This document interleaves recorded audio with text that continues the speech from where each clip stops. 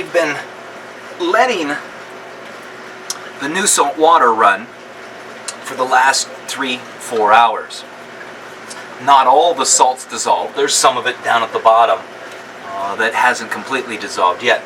But I think we can get a fairly close reading on the salinity. Now, I'd shown you this earlier. This is the least expensive, the simplest. It's just a small, flat hydrometer with a needle inside there that will float at a certain point depending upon what the density of the water is. May not necessarily be the most accurate, and accuracy is important, but repeatability is just as important. And what I mean by that is, let's just assume for the moment that this is off 5%, and I don't know it. But I'm using this all the time, and this same hydrometer will always read everything 5% off. So it's consistent in its procedure. So what that means to me is there's a consistent reference point as to what I think is high and low. And so repeatability or consistency is just as important as accuracy. I feel fairly comfortable in this. I've been using this with real ocean water for a number of years. I always get a reading of 1019 to maybe 1020. And so because that's repeatable, I'm very comfortable in this unit. So I'm going to use it here and just fill it full of the new seawater.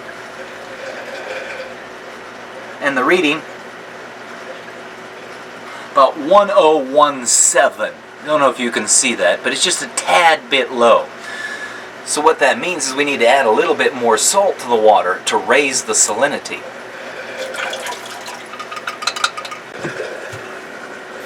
Now this is the second container of salt water that we made.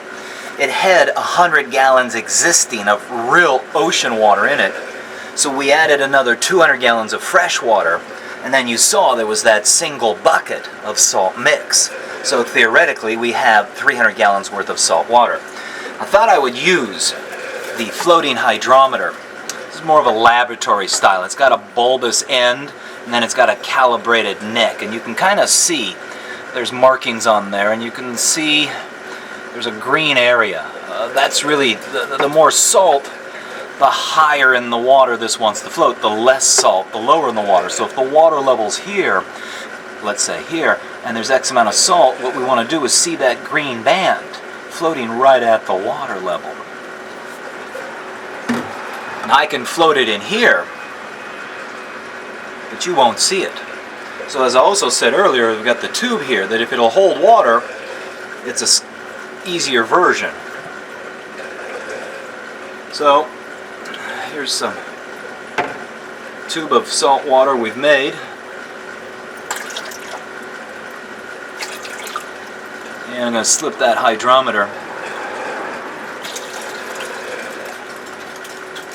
right inside there.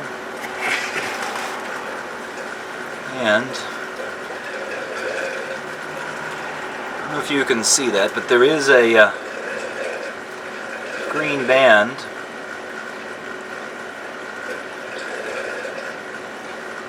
We're just right a hair underneath it. So you can see it's fairly simple and fairly clear how to make salt water, assuming you get the numbers correct. The right amount of salt mix, as well as the right amount of fresh water. Always use a hydrometer though to verify it. So this actually is just a hair below, which really is kind of fine. I'm going to use the other hydrometer and just see what kind of similar reading we get.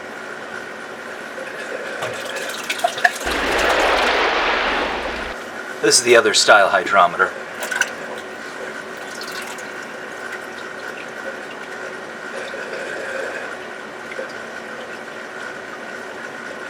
Well, and here's where the variations come in. Now this one's reading 1016, whereas that laboratory style probably was reading around 1019.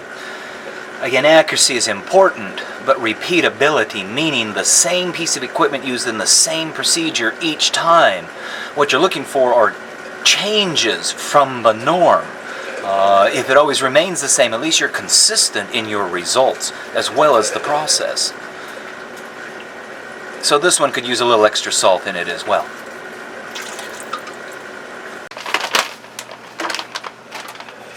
Some brands of salt give you a resealable bag, which to a certain degree is important because salt also always wants to suck or seek moisture, and an open bag of salt sitting around will become an open bag of a salt rock at some point.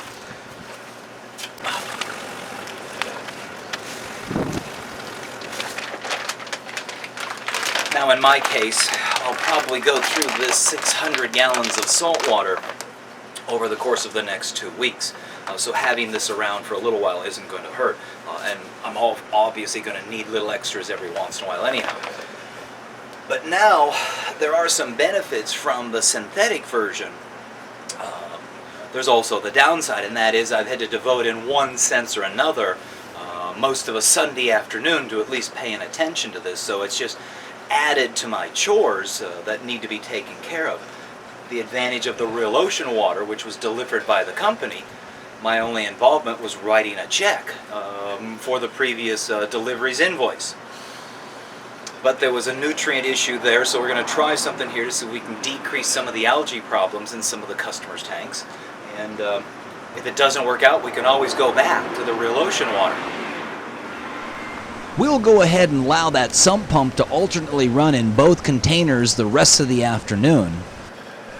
And then come Monday morning, when regular service starts, we'll begin to dispense the water out of those 2 big containers in 5-gallon jugs.